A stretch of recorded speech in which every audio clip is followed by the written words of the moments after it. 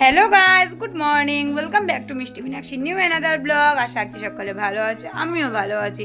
তো আজকে ভিডিওটা আমি স্টার্ট করে দিয়েছি, সবাই দেখতে থাকো। আশা করছি সকলে ভালো লাগবে।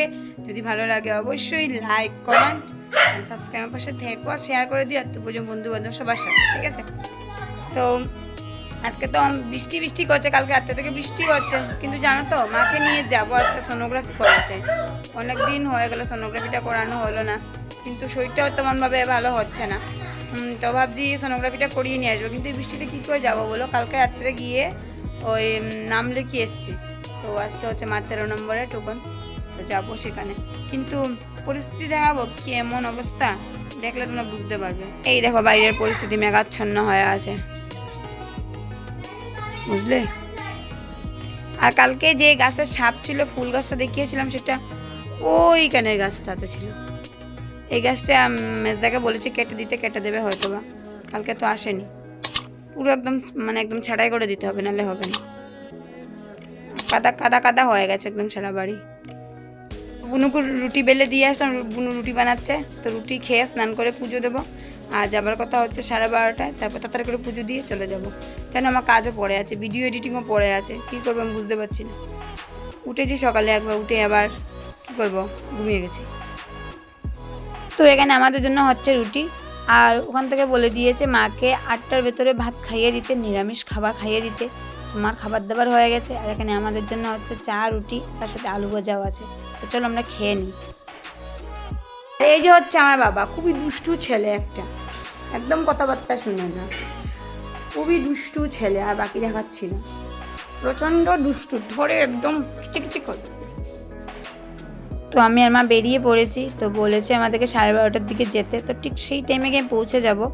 গিয়ে কিছুক্ষণ হয়তো বসতে হবে, অনেকটা জলও খেতে হবে। মা খেয়েই বেরিয়েছে, অসুস্থ শরীর যেতে পারে না, তারপরও খেয়ে বেরিয়েছে। তো যাই হোক, সেখানে গিয়ে তোমাদেরকে দেখাবো। কতটা কী করতে পারবো জানি না, কারণ পাবলিক প্লেস তো বুঝতেই পারছো। তো যেতে যেতে তোমাদেরকে আকাশের পরিস্থিতি দেখিয়ে দিচ্ছি, আর পারিপার্শ্বিক সবুজে ঘেরা সেটাও দেখিয়ে দিচ্ছি। কী রিপোর্টই আসবে বুঝতে পারছি না, কারণ 6 মাস হয়ে গেল মা অসুস্থ থেকে, আর ভালোই হচ্ছে না। কেন জানি এমন হচ্ছে, বুঝে উঠতে পারছি না। সবাই একটু প্রার্থনা করবে মায়ের জন্য, মা যেন খুব তাড়াতাড়ি সুস্থ হয়ে যায়, কারণ আমরাও অনেক টেনশনে আছি। তো তোমাদের সাথে কথা বলতে বলতে চলে আসলাম এখানে। তো আমি এই জায়গাটাতে মাকে সোনোগ্রাফি করাবো। তো চলো ভিতরে যাওয়া যাক, গিয়ে তোমাদেরকে দেখিয়ে দেবো, যদি চান্স পাই তবে, না হলে তো আর কিছু না, তাই না? তো এখানে এসে বসে আছি অনেকক্ষণ থেকে। ডক্টর আসেননি, উনি হচ্ছেন অন্য ডক্টর, আর যিনি সোনোগ্রাফি করবেন তিনি তো আসেননি। আর এখানে অনেক প্রেগনেন্ট লেডি থেকে ধরে অনেকজন বসে আছেন, সাথে আমিও বসে আছি। কখন জানি মাকে নেবে আর কী করবে বুঝে উঠতে পারছি না, তার জন্য বসে বসে পাহারা দিচ্ছি, কী আর করবো বলো। তো এবার মার নাম্বারটা চলে এসছে, মাকে এবার ভেতরে যেতে বলেছে। তো তার আগে কিছুক্ষণ এখানে বসতে বলবে। তো মা এখানে বসে আছে, ওরা আসবে তারপর মা ভেতরে যাবে। তো সেটাই। আর এখানে মাকে নিয়ে হাসছি, আর মাকেও হাসাচ্ছি। মা এত জোরে করেছে, কি আর বলি বলে। তো আমার মা সোনোগ্রাফি হয়ে গেছে, সেখানে বসে আছি রিপোর্টের জন্য। 1 ঘন্টা বসতে বললো। তো সেই 1 ঘন্টা পরে রিপোর্ট নিয়ে তারপরে বাড়ি যাব।